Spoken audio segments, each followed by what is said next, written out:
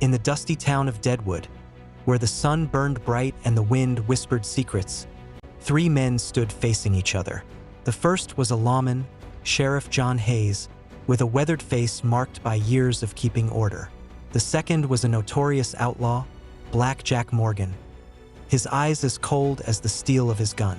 And the third, well, he was something else entirely.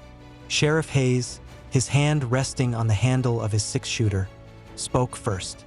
Morgan, you've caused enough trouble in this town. It's time to face justice. Black Jack smirked, his hand twitching toward his gun. Justice? You don't know the first thing about justice, Sheriff. But before either man could draw, a third figure stepped out of the shadows. He was tall and lean, with a face like thunder and eyes that gleamed with a dangerous light. Easy there, boys, he said, his voice as smooth as whiskey. No need for bloodshed. Yet, Sheriff Hayes narrowed his eyes. And who might you be? The stranger tipped his hat. Name's Lucas Kane. Some call me the Ugly, but I like to think of myself as the good man in a bad world. Black Jack chuckled. You? Good? That's the funniest thing I've heard all day.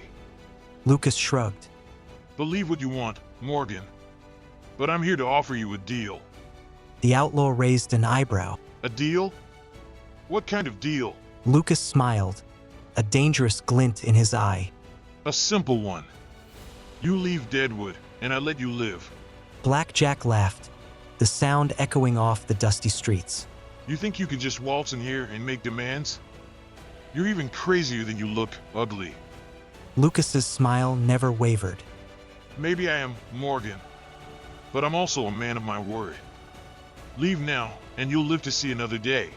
For a moment, it seemed like Black Jack might refuse. But then, with a sneer, he turned on his heel and disappeared into the shadows. Sheriff Hayes watched him go, his hand still on his gun. Who are you, Lucas Kane? And what do you want with Deadwood? Lucas tipped his hat again, his eyes never leaving the sheriff's. Let's just say I have a vested interest in keeping this town safe. And I'll do whatever it takes to make sure that happens.